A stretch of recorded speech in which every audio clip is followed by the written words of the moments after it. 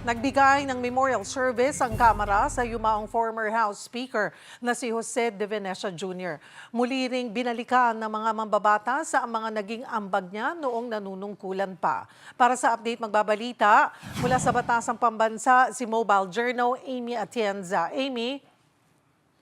Cheryl, ilang iba't ibang speakers at leaders mula sa iba't ibang administrasyon ang nagsama-sama dito para sa memorial service dito mismo sa Batasang Pambansa Complex. Yan ay para sa namayapang si former House Speaker Jose De Venecia Jr. Ngayong umaga nga dito sa Kamara.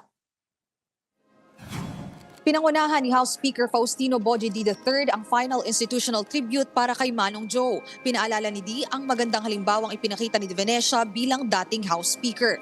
Maalalang nagsilbi si De Venecia bilang House Speaker sa loob ng 5 termino simula 1992 hanggang 1998 at 2001 hanggang 2008. Aniya, malinaw ang katangiang ipinakita nito, tahimik pero may paninindigan, may pangangatwiran pero may kababaang loob. Kanina narinig na rin ang pakikiramay ni Pampanga's 2nd District Representative Gloria Macapagal Arroyo, kung saan naglingkod bilang House Speaker si JDV noong administrasyon ng pagkapangulo ni GMA. Binigyang diin ni Arroyo ang kahalagahan ng pagiging negosyante ni De Venecia na malaking tulong umano sa kanyang liderato. A leader of strategic vision, yan daw ang karakter na ipinakita ng dating House Speaker na hanggang ngayon ay naipapakita sa Kamara.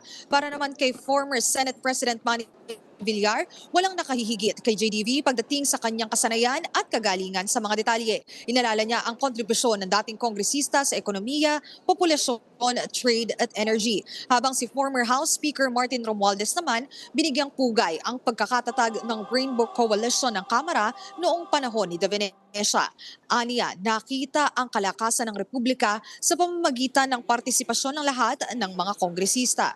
Cheryl, mamaya naman magbibigay na rin ng pahayag ang asawa naman ni De Venecia na si Georgina De Venecia nga dito sa Kamara. Cheryl? Maraming salamat, Mobile Journal Amy Atienza.